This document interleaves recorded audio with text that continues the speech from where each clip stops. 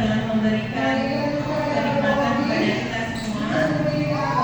Allah memberikan kesempatan kepada kita untuk bisa hadir di ruangan ini dalam rangka berbagi.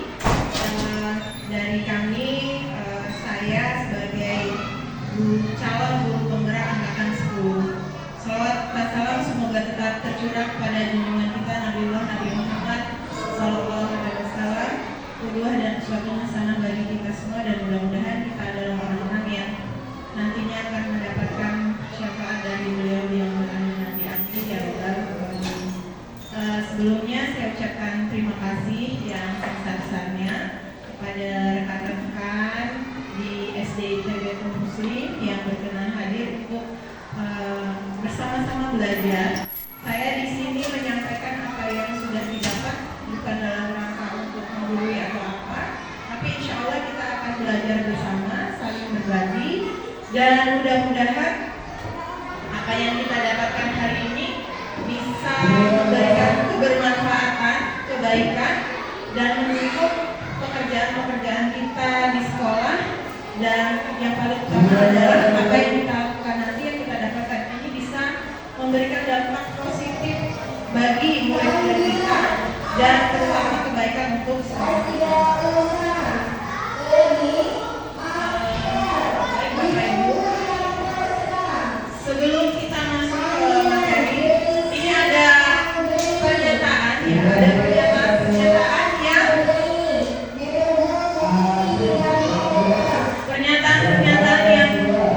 apakah Ibu dan Bapak kira-kira setuju dengan pernyataan. Yang pertama, ya, Bapak dan Ibu bisa menyimpan jawaban ini di dalam catatan Bapak Ibu. Yang pertama, apakah hukuman itu dapat mendisiplinkan anak? Apakah ketika kita memberikan hukuman itu bisa mendisiplinkan anak atau tidak?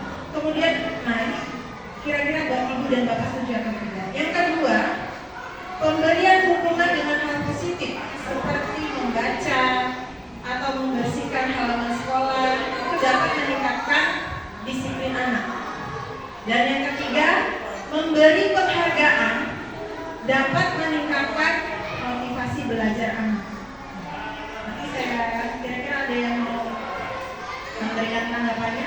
Kalau menurut Bu Sakti, poin yang pertama gimana kira-kira? Ya, apakah dengan kita memberi hukuman itu kita bisa mendisiplinkan anak? Bisa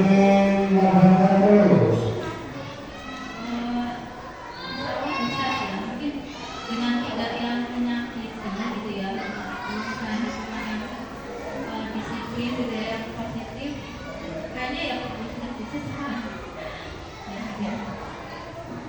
Terima kasih tanggapannya. Bahwa kalau Bu Sakti tadi menyatakan bahwa hukuman itu kalau yang positif ya, sesungguhnya itu bisa mendisiplinkan anak. Yang penting catatannya apa tadi? Tidak menyakiti ya. Hukuman itu tidak menyakiti. Dan kedua dan ketiga nanti kita akan lihat sinkronisasinya dengan budaya positif yang akan sama-sama kita pelajari. Dalam acara kali ini setidaknya ada 6 topik yang akan kita bahas. Yang pertama berkenaan dengan disiplin positif dan nilai-nilai kebajikan universal. Yang kedua, teori motivasi tentang hukuman ya, motivasi, hukuman, dan penghargaan serta restitusi. Yang ketiga, keyakinan kelas. Yang keempat, kebutuhan dasar manusia dan dunia berkualitas. Yang kelima, tentang posisi kontrol dari seorang guru.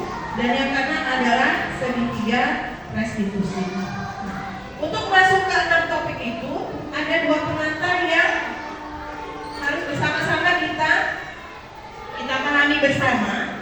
Ya, yang pertama itu tentang perubahan paradigma. Mungkin saya bisa minta tolong kepada Pak Sigit dan Pak Andi untuk maju ke depan. Silakan Pak, ke depan. Sebelah sini Pak.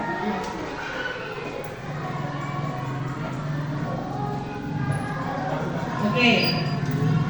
Jadi Pak Sigit Sigit silakan menggenggam tangannya. Kemudian Pak Sigit buat keputusan apakah akan membuka atau menutup. Misalnya Pak Sigit pilihannya apa Pak? Mau buka atau mau tutup? Nah, tugasnya ya, tugasnya sekarang Pak Ardi akan mencoba dengan sekuat tenaga dengan berbagai cara untuk meminta Pak Sigit untuk membuka. Boleh dengan rujukan, boleh dengan ancaman dan lain sebagainya. Silakan.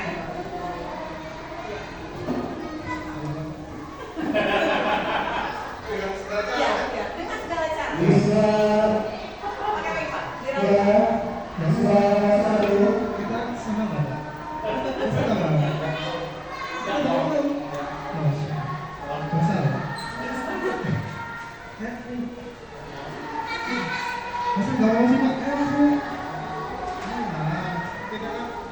Ayo Pak.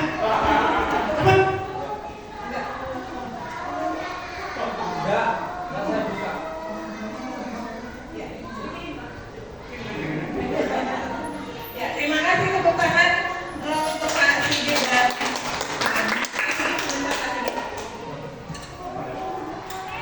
Jadi Pak Sigit, kenapa Bapak nggak mau buka tangan? Karena pertama yaitu prinsip saya tidak akan membuka kepada orang yang tidak sepemahaman saya. Terima kasih Pak. Jadi terima kasih Pak Sigit dan Pak Adi. Jadi Pak Sigit kekeh untuk tetap menutup kepala tangannya dan tidak membuka. Kalau kita lihat tadi Pak Adi coba bujuk, Pak dosa loh Pak. Bahkan sampai ada statement kayak gitu ya. Mungkin katakan lah kalau nggak ini nanti dosa loh. Nah mungkin pernah gitu kan. Pernah kita melakukan seperti itu berarti. Tapi kita lihat tadi Pak Sigit tetap bersikukuh dengan dia tidak mau membuka. Tidak mau membuka. Jadi apa yang kita dapati di sini bahwa ternyata yang bisa memberikan keputusan terhadap Pak Sigit itu adalah Pak Sigit sendiri, bukan dari orang lain, bukan dari luar, tetapi dari dirinya sendiri. Karena Pak Sigit tadi menyatakan bahwa prinsip saya tidak akan membuka kalau nggak sepemahaman. Berarti yang selama ini kita pikirkan adalah bahwasannya ada sebuah ilusi, sebuah anggapan bahwa pertama guru itu bisa mengontrol murid. Kelas 1, insya Allah bisa. Kita bisa mengontrol seperti itu. Tapi terkadang kita melihat kan, ternyata ada yang di luar kontrol kita, jangkauan kita, dan akhirnya anak-anak melakukan sesuatu, misalnya ada pelanggaran atau sesuatu yang salah. Dan ini sebuah ilusi yang selama ini mungkin saya secara pribadi juga mengalami. Bisa lah 30 anak ini kalau saya gini-gini kan nanti kayaknya bisa dikomunikasikan dan sebagainya. Tapi ternyata itu tadi ya contohnya seperti itu. Ilusi bahwa guru itu bisa mengontrol. Ini ilusi. Yang kedua, ilusi bahwa kritik dan akan membuat orang bersalah itu dapat mengeluarkan karakter. Tadi pas Pak Adi sempat menyampaikan pada Pak dosa loh Pak. Nah ini kritikan kan dan membuat rasa bersalah. Kalau kita ditegur orang dosa, oh iya ya dosa ya. Nah itu apakah itu akan mengeluarkan karakter? Ternyata itu adalah sebuah ilusi. Yang ketiga, ilusi bahwa semua penguatan positif efektif dan bermanfaat. Ya, penguatan nasihat dan sebagainya itu bisa memberikan ada mungkin manfaatnya, tapi apakah efektivitasnya bisa dilihat atau tidak? Yang ketiga, ilusi bahwa orang dewasa memiliki hak untuk memaksa. Dan ini adalah ilusi-ilusi yang ada tentang kontrol, ya. Bagaimana seseorang itu ternyata tidak semuanya bisa mengontrol seseorang. Kemudian siapa sesungguhnya yang memiliki kontrol? Maka kita lihat, kita mencoba mengubah orang agar berpandangan sama dengan kita. Tapi kalau di teori kontrol atau pilihan, kita berusaha memahami pandangan orang lain tentang dunia.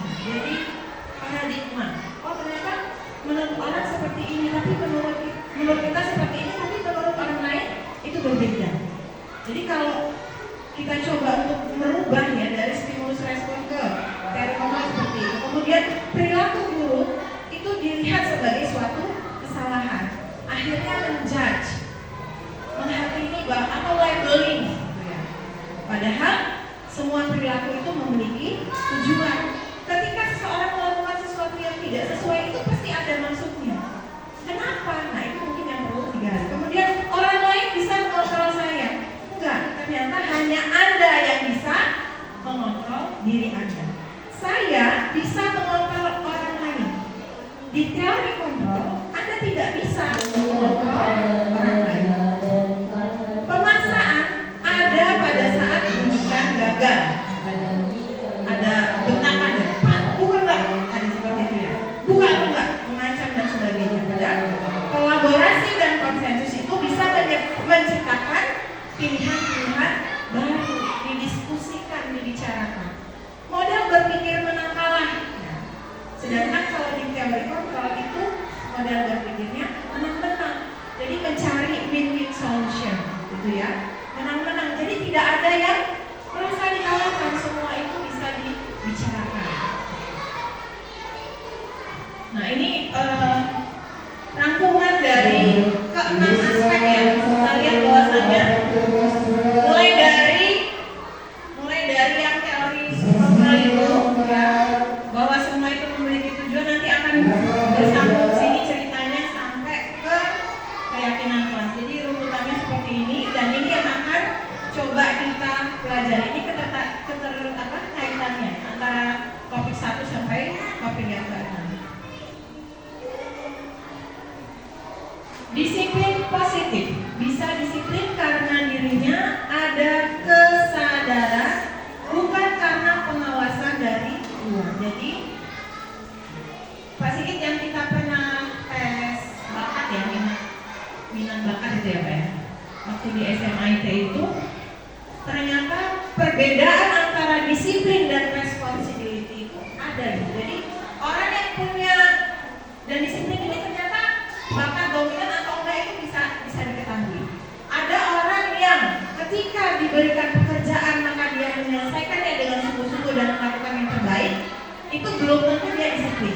Tetapi dia punya bakat responsibility yang dominan. Jadi kalau ada 40 bakat, 1, 2, 3 itu ketika ada 3 maka itulah bakat dominannya.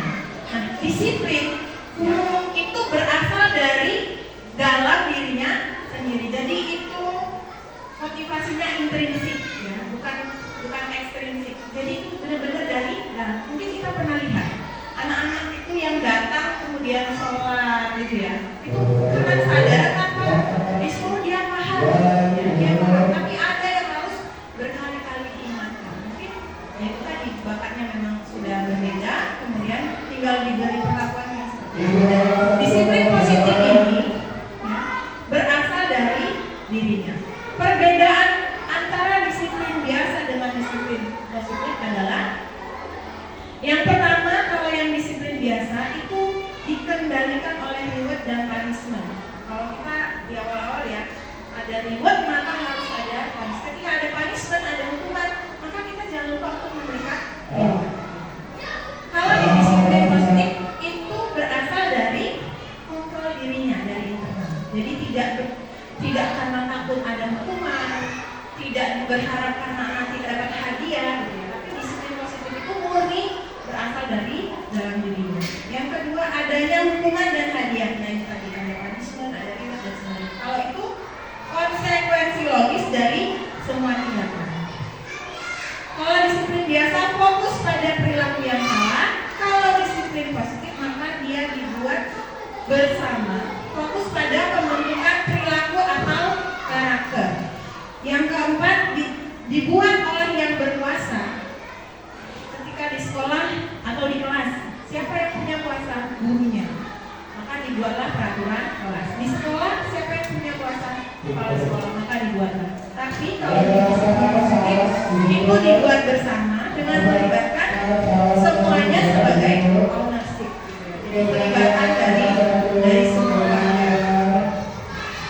Selanjutnya, kesadaran jangka pendek. Ya, kalau ini dia sadar tapi cuma sebentar. Setelah itu mungkin ada kalanya akan diulang-ulangi. Sedangkan kalau kesadaran disiplin positif itu berdasarkan kesadaran jangka panjang yang ditumbuhkan. Perilaku yang melanggar adalah ancamannya mengganggu. Kalau perilaku yang melanggar adalah sebuah kesempatan untuk mengajarkan karakter. Di disiplin positif mungkin ada semacam, oke, kamu salah, kamu tahu bahwa kamu salah, maka kamu harus bagaimana? Nah, belajar dari kesalahan yang pernah dibuat, dan itu menjadi sebuah pembelajaran untuk membentukkan karakter. Selanjutnya, pendidik sebagai pengontrol, polis atau hakim dan penghukum. Sedangkan di disiplin positif, pendidik adalah detektif sebagai terus-menerus memperbaiki dan memberi solusi untuk kemajuan pada pelaku. Apakah makna disiplin? Jadi disiplin ini berasal dari bahasa Latin ya, disciplina yang artinya belajar. Maknanya dari kata ini berkonotasi dengan disiplin dari murid-murid Socrates dan Plato. Ini sejarahnya ya. Disiplin diri membuat orang menggali potensinya menuju sebuah tujuan apa yang dia hargai. Namun dalam budaya kita, makna disiplin telah berubah menjadi sesuatu yang dilakukan seseorang pada orang lain untuk mendapatkan kepatuhan. Nah, kecenderungan umum adalah menghubungkan kata disiplin ini dengan ketidaknyamanan, bukan dengan apa yang kita hargai atau pencapaian suatu tujuan mulia. Jadi kalau ada semacam pergeseran gitu ya, secara kalau di lingkungan kita, di budaya kita, bahwa disiplin itu kalau seseorang itu patuh terhadap peraturan gitu ya. Dan harusnya berangkatnya itu dari kesadaran, berangkat dari sebuah pemahaman. Yang mengalami pergeseran. Nah, disiplin positif ini diharapkan ya, ada keterkaitannya dengan nilai kebajikan universal, di mana nilai-nilai ini ya, nilai-nilai sifat-sifat positif manusia yang merupakan tujuan mulia yang ingin dicapai setiap individu. Nilai-nilai tersebut bersifat universal, lintas bahasa, suku, bangsa, agama maupun latar belakang. Jadi hal-hal baik ya, hal-hal nilai-nilai kebajikan yang semua itu mengakui itu sebagai sebuah nilai kebajikan. Contohnya kejujuran, ya, integritas, kemudian apalagi kerja keras, saling menghormati dan menghargai. Nah, itu termasuk ke dalam nilai kebajikan universal. Setiap perilaku atau perbuatan memiliki suatu tujuan. Dengan menaikkan nilai-nilai kebajikan yang diyakini seseorang, maka motivasi intrinsnya akan terbangun sehingga menggerakkan motivasi dari dalam untuk mencapai tujuan mulia yang diinginkan. Ini